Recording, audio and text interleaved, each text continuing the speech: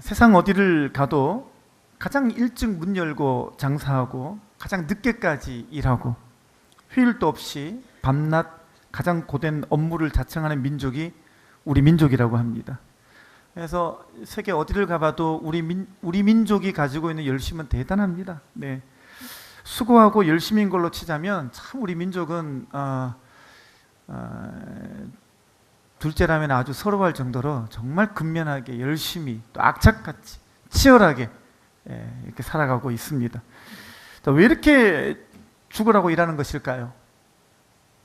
어떤 사회학자가 이것을 열등감이라고 분석하는 글을 본 적이 있습니다.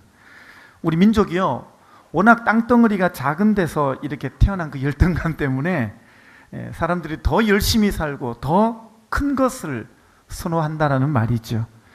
그래서 그런지 나라 이름부터가 대한민국입니다. 최고 지도자를 뭐라고 부르죠? 대통령이라고 부르죠, 그죠? 대학교 최고 학부도 우리가 대학교라 그러죠. 대학원 이렇게 말합니다. 외교 사절도요, 우리나라는 뭐라고 불러요? 대사라고 부르죠, 그죠? 길도 그죠? 가보면 작은데 뭐라 부르죠? 대로라 그러죠, 그죠? 한강대교, 영동대교, 성수대교. 우리나라는 전부 다 대자를 다 붙여가지고요, 그냥 심지어는 술도 대포입니다. 그래가지고 한 글자 더 붙여가지고 왕대포. 우리나라 사람들은 다 대자가 들어가야 되고요, 왕자가 들어가야 되고요. 큰 거를 참 좋아합니다. 이렇게 큰 나라, 큰 사람, 큰 사발, 큰 인생이 되려고 모든 사람들이 그렇게 수고하고 짐을 짊어지고 사는데, 자, 결과는 어떨까요? 결과가 어떤가요? 이런 결과가 있죠. 지금 우리나라가 OECD 국가 중에서 자살률이 1위고 이혼율이 1위고 교통사고율도 1위고 술 소비량도 1위고 암 사망률도 1위입니다. 와, 우리나라가 참 잘하는 것도 많은데 이런 것도 잘합니다. 전부 다 1위입니다, 우리나라가요. 이처럼 우리나라를 대한민국이라고 큰 나라, 큰 인생을 얘기하지만 실제로 우리가 살아가고 있는 이 하루하루의 삶이라는 게 그토록 우리가 이 불안을 견딜 수가 없고요, 고통과 아픔의 가파른 한계에 허덕이고 있고 외로움과 절망의 소리 없는 절규로 곳곳마다 눈물을 흘리며 살아가는 인생이 그렇게 많다는 겁니다. 그렇게 많아요. 자, 이런 인생의 무거운 짐을 짊어지고 그렇게 살아가는 인생들을 보시면서 주님께서 뭐라고 말씀하셨습니까? 수고하고 무거운 짐진 자들아, 이렇게 말씀하십니다. 우리가 이제 오전에 말씀을 봤습니다만 이 수고하고라는 말은요, 크피아노라고 했죠. 그 다음에 짐지다라는 말은 포르티조라고 말씀을 오전에 배웠습니다. 근데 이 말씀을 조금 더 공부해 보면요, 이 수고하고에 해당하는 크피아노라는 단어는 문법적으로 능동태예요. 그러니까 다시 말하자면 내가 스스로 뭔가 어려운 결정을 내리거나 또 내가 어떤 그 잘못된 결정을 내려서 우리말로 사서 고생하는 거예요. 내가 잘못 결정하고 내가 잘못 선택하는 바람에 내가 고생하는 이야기를 이 크피아노라는 단어가 함축하고 있는 의미입니다. 그러니까 내 실수로 내 판단 잘못해서 어려운 길에 들어서게 된 경우를 일컫는 단어가 이 단어입니다. 그렇죠? 우리가 다 잘할 수 없잖아요.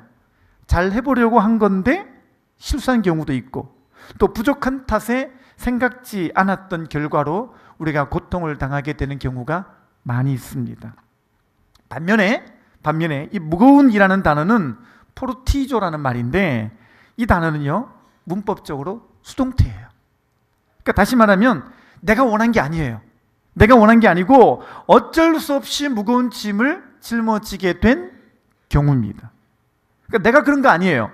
그냥 환경에 의해서 어쩔 수 없이 되어지지 않으면 안 될 그 짐을 지고 아파하고 쓰러지게 되는 경우를 일컫는 단어인 것입니다. 교통사고도 그렇죠. 내가 잘못해서 내 실수로 이렇게 사고 난 경우도 있지만 반면에 나는 잘못한 게 아무것도 없는데 다른 차가 와서 박아가지고 내 의도와 상관없이 사고 나서 낭패당하는 경우가 있지요. 이렇듯이 우리네 삶이 그렇습니다. 살다 보면 내가 실수해서 나의 잘못으로 고통당하고 자책하게 되는 경우도 있지만, 반대로 나는 의도한 게 없어요. 나는 의도한 게 아니고 환경 때문에, 여건 때문에 그렇게 되는 상황, 그 상황 때문에 지치고 허덕이고 짐진 자도 있다라는 것입니다. 주님은요, 바로 이러한 또 저러한 이유로 수고하고 무거운 짐진 자들을 다 꿰뚫어 보고 계시는 것입니다. 자, 근데 또 이 단어들을 보니까요, 다 미완료 형태입니다. 그러니까 무슨 말이냐면요, 계속 반복되고 있는 문제라는 거예요. 계속 반복되고 있는 거예요. 인생의 이런 수고와 고통이 한 번의 실수와 고통으로 끝나는 게 아니라 이게 밀물처럼 계속 끊임없이 찾아오면서 우리가 정신이 혼미해지고 그 고통의 아픔이 더 극심해지는 경우를 보게 됩니다. 인간은 이렇게 자기가 스스로 고난을 취하든지 원치 않는 고난을 당하든지 간에 이처럼 수고하고 무거운 짐을 지고 가는 존재들입니다. 누구든지 사람 만나보면요, 이런 수고와 무거운 짐 없는 사람이 아무도 없어요. 다 수고가 있고요, 다 짐이 있습니다. 야, 저 사람은 고민이 없겠지. 근데 만나보면요, 놀랍게도 나보다 고민이 더 많아요. 더 많은 거예요. 일에 대한 고민, 자신에 대한 고민, 부모나 자녀에 대한 고민, 부부간의 고민, 장래에 대한 고민, 건강에 대한 고민, 직장에 대한 고민, 미래에 대한 고민. 고민은요, 다 셀 수가 없죠. 이루 말할 수가 없는 겁니다. 특히 예수 믿는 사람 가운데도요, 이렇게 삶의 짐 때문에 고통당하고 절망하고 있는 사람이 많아요. 교회를 다니고 있는데도, 교회를 다니고 있으면서도, 믿음이 있다고 하면서도, 신앙이 있다고 하면서도요, 이런 고통은 피해가지가 않아요. 주님이 그걸 안타깝게 보시는 겁니다. 왜냐하면 수고하고 무거운 짐진 자들을 쉬게 하시는 예수님 앞에 이미 나와 있는데, 이미 그분이 우리에게 이 모든 수고하고 무거운 짐들을 해결할 수 있는 그 길이 있음에도 불구하고 우리가 쉼을 누리지 못하기 때문인 것입니다. 왜 이렇게 우리가 예수님 믿고도 이 짐이 여전히 내려지지 않는 걸까요? 두 가지 이유가 있다고 말씀드렸죠? 첫 번째 이유는 우리의 인생을 피곤하게 하고 양 어깨에 짐을 지우는 상황이 수시로 모든 사람들에게 찾아오고 아무도 여기서 제외되지 않는다라는 겁니다. 모든 사람 예외 없이 누구나 다 이 무거운 짐은 있기 마련이라는 것입니다. 두 번째는 뭐라 그랬죠? 인생길에서 수시로 생겨나는 이런 짐을 내려놓는 방법을 잘 모르기 때문이다 라고 했습니다. 자, 그러면 이 우리를 짓누르는 무거운 짐을 내려놓고 과연 쉴 수 있는 그 길은 무엇일까요? 과연 우리의 짐이 이렇게 가볍고 이 멍에가 쉬워지는 길은 무엇일까요? 오늘 28절 말씀 나눴습니다. 28절 보겠습니다. 다 같이요. 시작. 수고하고 무거운 짐진 자들아 다 내게로 오라. 내가 너희를 쉬게 하리라. 아멘. 자, 여기 봤더니 주님은 수고하고 무거운 짐을 내려놓는 첫 번째 길이 뭐냐? 가장 중요한 유일한 길이 뭐냐? 예수님께로 나아가는 것입니다. 누구나도 어깨를 짓누르고 이 마음을 고통하게 하고 이 인생을 시들어버리게 만드는 이 무거운 짐을 내려놓으려면 하나밖에 없어요. 예수님께로 나가야 됩니다. 예수님께 나가야 됩니다. 자, 근데 여기 말씀을 가만히 보게 되면 중요한 전제가 하나가 있어요. 여기 봤더니 내게로 오라 그러죠. 내게로 오라. 자, 왜 내게로 오라고 그런 거죠? 지금 내가 어디에 있기 때문에 내게로 오라 그러는 걸까요? 이 말은 무슨 말이냐면 지금 우리가 주님이 바라시는, 주님이 있으라고 하시는 곳에 있지 않다라는 전제가 여기 있는 거예요. 그럼 이 말은 무슨 말이겠습니까? 지금 내가 지금 서 있는 자리가 하나님을 떠난 자리이고 하나님이 없는 자리라는 의미인 것입니다. 그러니까 나도 모르게 이미 흘러 떠내려간 자리에 와 있는 거예요. 많은 사람들이 지금 하나님 없는 자리에 머물고 있으면서도 그 결과로 마음이 쉼을 얻지 못하게 되어 있는데 내가 그만큼 떠밀려 내려온 것을 나는 모르고 있는 거예요. 일전에 저와 함께 나누었던 말씀 기억나십니까? 히브리서 2장 1절 같이 읽어보겠습니다. 시작. 그러므로 우리는 들은 것에 더욱 유념함으로 우리가 흘러 떠내려가지 않도록 함이 마땅하니라. 뭐라 그랬어요? 흘러 떠내려가는 거예요. 내가 정신 차리지 않으면, 내가 신경 쓰지 않으면, 내가 제대로 깨닫지 않으면 나도 모르게 흘러 떠내려가는 거예요. 그러니까 우리가 늘 항상 내가 이 주님 말씀하신 그 자리에 잘 서 있는 게 아니라 나도 모르는 사이에 흘러 떠내려가는 일이 있다고 말씀하시는 거예요. 그래서 우리는 진리의 말씀과 성령께 늘 매이지 않으면 이 진리로부터 멀어지고 주님의 자리에서 멀어지게 되는 것입니다. 멀어지는 거예요. 수고하고 무거운 짐진 자들아 다 내게로 오라. 내가 너희를 쉬게 하리라. 주님 말씀하십니다. 내게로 오라. 이게 중요한 거예요. 위치 이동하셔야 됩니다. 주님께로 와야 하는 것입니다. 오늘 지금 내가 멀어진 자리가 어딘지를 보셔야 돼요. 내가 지금 흘러 떠내려가 가버린 자리가 어디까지 흘러갔는지 그거를 보셔야 되는 것입니다. 그리고 다 주님께로 오셔야 됩니다. 주님 말씀하시는 쉬는 자리로 오게 되시기를 주님의 이름으로 축원합니다. 요한복음 7장 37절 보겠습니다. 요한복음 7장 37절 다 같이 보겠습니다. 시작.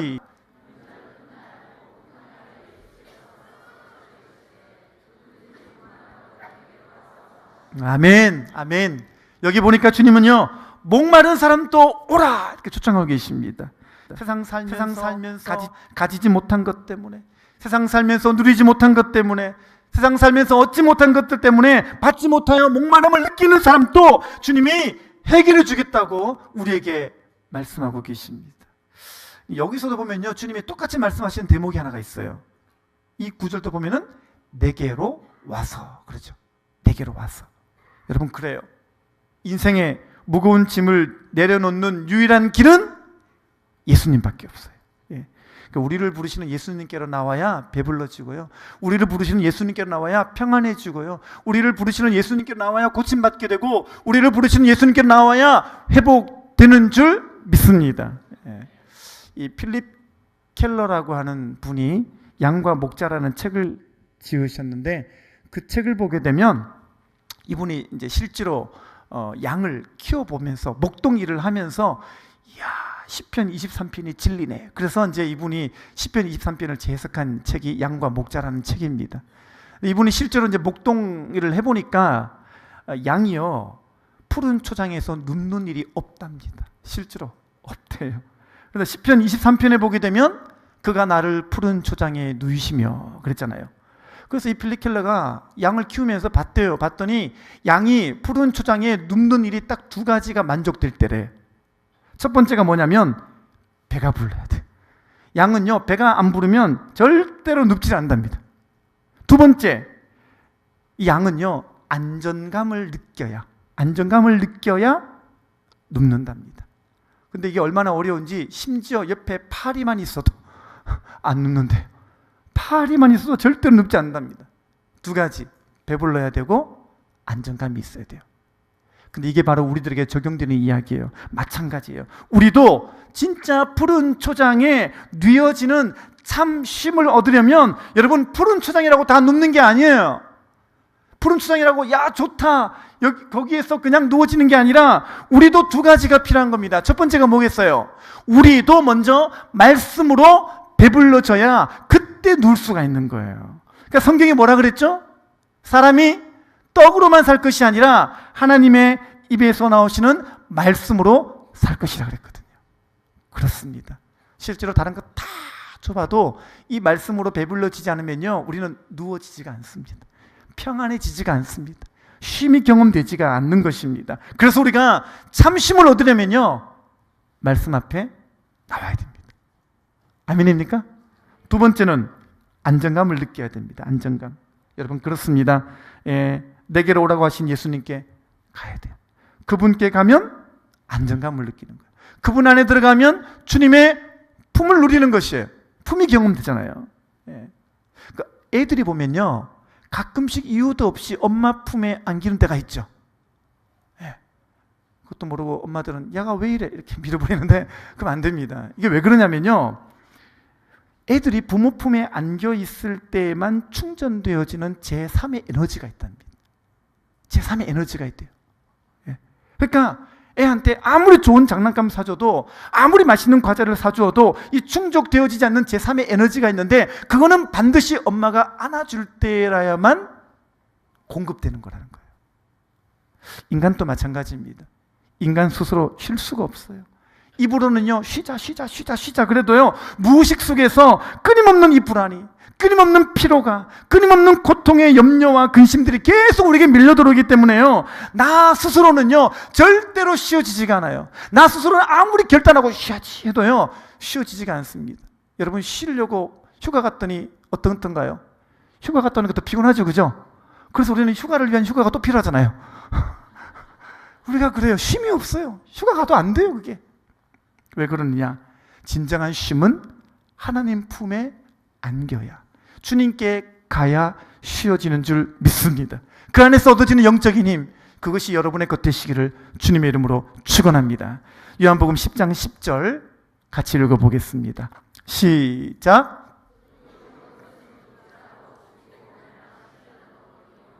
내가 온 것은 양으로 생명을 얻게 하고 더 풍성히 얻게 하려는 것이라. 아멘. 네, 우리를 멸망시키려고 거짓으로 유혹하고 부르는 이 마귀 소리를 절대로 따라가지 않게 되시기를 바랍니다. 예, 방금 읽은 성경에 봤더니 뭐라 그래요? 도둑이 있대요. 도둑이 있다고 적어놨잖아요. 있는 거를 없다고 우기지 마시고, 있으면 있는 거를 믿으시고 주의하셔야죠. 예, 성경에 봤더니 도둑이 있대요. 여기 봤더니 도둑도 뭐라 그래요? 도둑이 오는 것은 적어놨잖아요. 도둑도 온대요. 도둑도 우리에게 오는 거예요. 근데 그놈은 죽이려고 오고 멸망시키려고 온다라는 거예요. 이 도둑의 초청에는 아무도 응답하지 않게 되시기를 바랍니다. 예, 오직 예수님이 내게로 오라 라고 하신 그 음성만 듣고요, 그 음성만 즐거워하시고 그 음성 때문에 따라가시고 여러분 주님 안에서 정말 안식하게 되시기를 바랍니다. 오늘 오전에 주신 말씀이 너무너무 귀하죠. 저는 보니까 여러분들 수고하고 무거운 짐을 주님이 다 보신 것 같아요. 그래서 주님께서 여러분들에게 그 쉼을 주시려고, 안식을 주시려고, 정말 주님께로부터 오는 평강을 주시려고 오늘 우리 모든 공동체 위에 이 말씀을 주신 줄 믿습니다. 근데 이게 뭐예요? 그렇다, 휴가 가자, 이게 아니고요, 목장에서 그냥 날 잡아서 놀러 가자, 그게 아니고요, 다 주님 안으로 들어오는 거예요. 주님 안에 들어올 때 그 평강과 그 치유와 그 쉼이 있는 줄 믿습니다. 그래서 저는 우리 각 목장과 각 한 분 한 분 입술에서 이런 고백이 나왔으면 좋겠어요. 예수님 때문에 행복해요. 이거요. 이게 진짜 행복입니다. 한번 따라서 하실까요? 예수님 때문에 행복합니다. 그쵸? 진짜 쉼이요, 진짜 행복이 예수님 안에 들어오면 있거든요. 제가 지난 화요일 날 박영철 교수님 만나서 식사를 같이 할 수 있는 기회가 있었습니다. 박 교수님하고 같이 식사하면서 얘기를 들었는데요, 이 박 교수님의 제자 한 분이 수단에서 그 선교사로 나갔다가 들어오셨어요. 지금 목사님 튀니지 가셨잖아요. 튀니지는 아프리카 북서부 지역에 있고요, 수단이라고 하는 곳은 아프리카 북동부 지역에 있습니다. 근데 이 수단이라는 곳이 얼마나 또 사는 것이 열악한지, 이분이요, 교수님이 그러시는데, 자기 제자가 이제 들어왔는데 대화를 해보니까요, 이 수단이라는 곳에서 선교사로 나갔는데 7년 동안을 전기가 없이 사신 거예요. 7년을요. 물도 안 나와요. 여러분들어 7년을 전기가 없는 곳에 살려면 어떻게 하시겠습니까? 전기가 없어요. 그 떼약볕이 내려쬐고 그 어떤 공급도 받을 수 없는 그곳에서 7년 살아라 그러면 나 죽이세요 라고 하지 않겠어요? 근데 그렇게 살다가 이분이 귀국해서요, 이 교수님 만나러 오신 거예요. 근데 저 멀리 걸어오는데 선교사님이 가만히 보는데 이분이요, 마치 술에 취한 듯이 자꾸 비틀비틀거리면서 오더래요. 그래서 교수님이 왜 저러나 싶어서 달려가서 이렇게 안아주고 물었대요. 물어봤더니 이분이 선교지 있으면서 말라리아에 10번 걸린 거예요. 그러니까 10번 걸리면서 이 뇌신경으로 가는 평형 감각을 이렇게 살아있게 만드는 뭐 8번 신경이라든가요, 제가 의학적인 자세히 모르겠는데 8번 신경줄이 있는데 그게 감염이 되어서 손상된 거예요. 그러니까 이분이 걸을 때마다 이 중심을 못 잡는 거예요. 비틀비틀. 이 교수님이요, 눈물을 글썽거리시면서 와락 안아주신 거예요. 그러면서 교수님이 하도 마음이 이게 좀 찡해서 이렇게 말씀했대요. 야, 네가 무슨 리빙스턴이냐? 네가 슈바이처냐? 그만하고 와라. 근데 이분이요 이렇게 말하더래요. 교수님, 여기가요 전기도 안 들어오고요 물도 안 들어오는데요 매일매일 하나님을 경험할 수 있는 곳이에요. 매일매일 주님을 누리는 곳이어서 저 여기 포기 못해요 그러더랍니다. 너무 행복하대요. 그분은 그곳이 제일 행복하대요. 여러분, 인생 행복이 어디 있을까요? 어디 가면 행복이 있을까요? 여러분, 예수님 안에 들어와야 행복이 있는 줄 믿습니다. 예수님이 우리 인생을 가장 복되게 해주신 줄 믿습니다.